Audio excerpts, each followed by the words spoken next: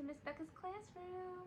We're going to read a story for today, and I have a new mystery box because my other box got a little messed up from my lovely cat, but that's all right. So I made a new one. It almost looks like a present. I had to use what I had. So yeah, so we're gonna read a story. You guys know how this is done. I'm gonna give you 3 clues to figure out what's inside the box, and then I will open up our little mystery present and see if you guys are right. All right, so my 3 clues for today's story. First clue, this is used for games. Like maybe you play sport and this is used by either the coach or the referee. Okay, so that's your first clue. Second clue is it makes a noise. So when using this, you hear something. Okay, so it makes a noise. And your third clue is usually the coach or the referee will wear it around their neck. So, do you know what's inside my mystery box? All right, let's check it out. Just gonna unwrap my gift here and open it up. And inside is a whistle. I know, this doesn't look like a whistle. But Miss Becca doesn't have many things. So this is the whistle I could find. So if you guessed whistle, you're right. If not, good guess. Don't worry about it. All right, so this is my whistle. If you see, here's the part where I put my mouth on and shh, and it makes that sound a whistle makes. We use this around our wrist, so it's like a bracelet. Okay, it clips, and then it clips around your arm, your wrist. And we use this for when we go camping. So that's the whistle I had. I have a soccer ball, which would have made sense for my story, or a frog, which would have made sense for my story. So I'm thinking, and I found the whistle. So that's my whistle. But yeah, usually it looks like this. And you know, the referee or the coach or your coach might wear one around him or her neck. So that's my whistle. Grab them books. And let's see, our story for today is Froggy Plays Soccer. I know a lot of you out there like that the Froggy books. They're pretty fun. All right, so let's get started. Okay, Froggy Plays Soccer by Jonathan London.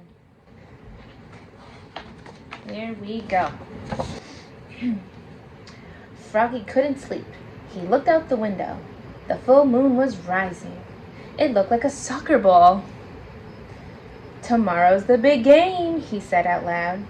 "If we beat the Wild Things, we win the City Cup." So he's so excited he can't sleep. In the morning, Froggy was bursting to go. He pulled on his underwear, zap, tugged on his soccer shorts, zip, zapped on his shin guard, zap, go on your knees, wiggled on his soccer shirt, zim, pulled on his soccer socks, zoop, and put on his cleats, zup, zup. Cleats are the shoes you wear, for those of you that might not play soccer. But he's getting his uniform on, right? You wear a uniform if you're on a soccer team or any team. Baseball, hockey. Okay, Froggy, called his father. Froggy's father was the assistant coach. Look what he's wearing. There's the whistle. What? Let's go. We'll be late for the game. Froggy flopped outside. Flop, flop, flop. He is ready to go. "Remember," said Froggy's dad, "only the goalie can catch the ball, and you are not the goalie." So the goalie is the player on the team that goes inside the net. and blocks the other team from getting the ball inside of the net. Okay. Now repeat after me. Head it, boot it, knee it, shoot it. But don't use your hands. And Froggy sang, head it, boot it, knee it, shoot it. But don't use your hands, all the way to the soccer field. So he's going to keep saying it so he doesn't forget. You think he's going to forget? Come on, be confident, Froggy. At the soccer field, the coach, Max's mother, said, "We are a team. We're the dream team. Hooray!" Screamed the dream team. Woohoo! I like that name. Dream team.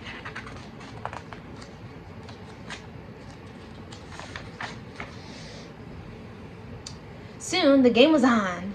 Froggy was doing cartwheels. Froggy was picking daisies. Froggy was picking his nose. Oy, oy, oy. The ball bounced off his chest. Boom! And he gave a mighty kick and missed the ball. Oh man, is Froggy paying attention to the game?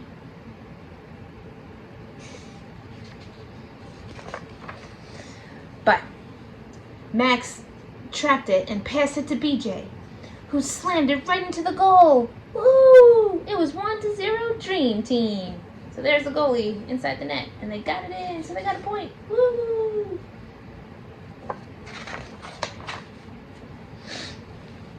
Again, the two teams faced off. The whistle blew.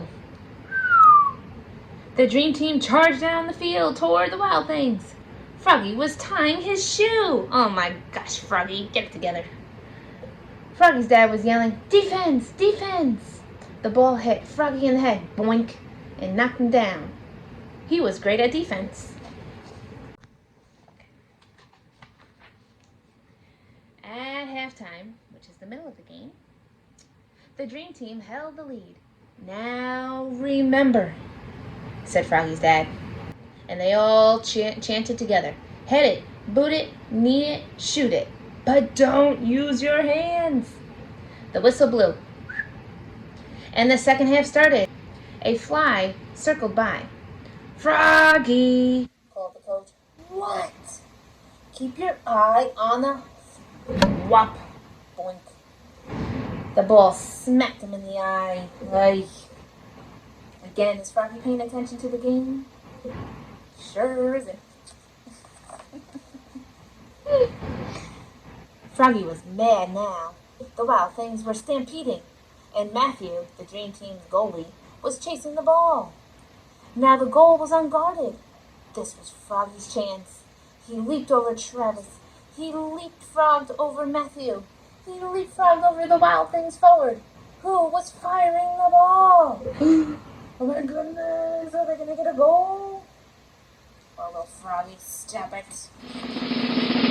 And what a save!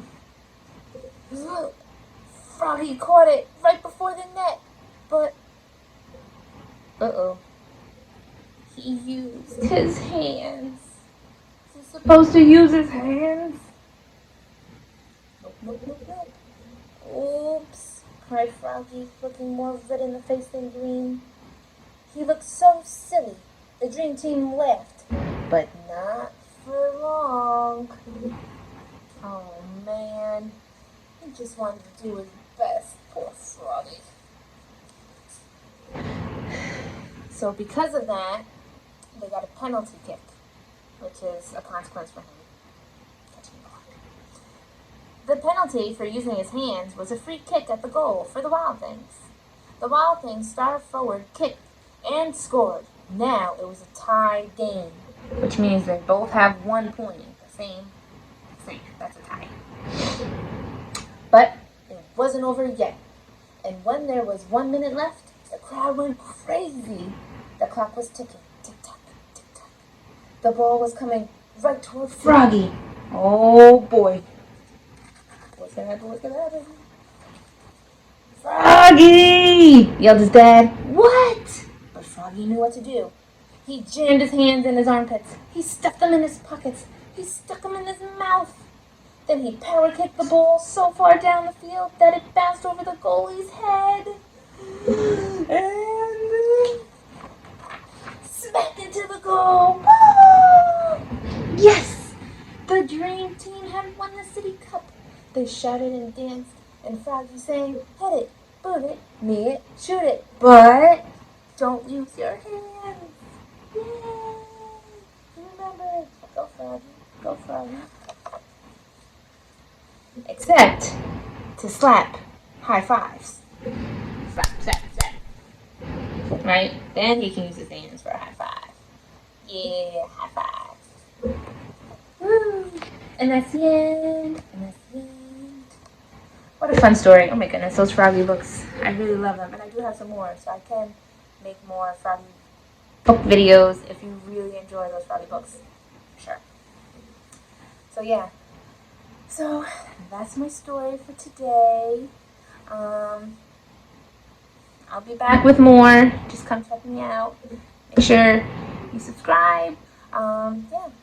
So I think it's really cool if you are a part of a team, any kind of team, like even if it's like a dance or you do gymnastics or anything, it's really cool to be a part of a team and an extra activity to do. It's fun, you know?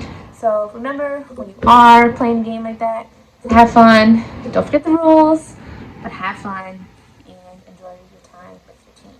Alright? Okay, that's it for now. See you soon. Bye.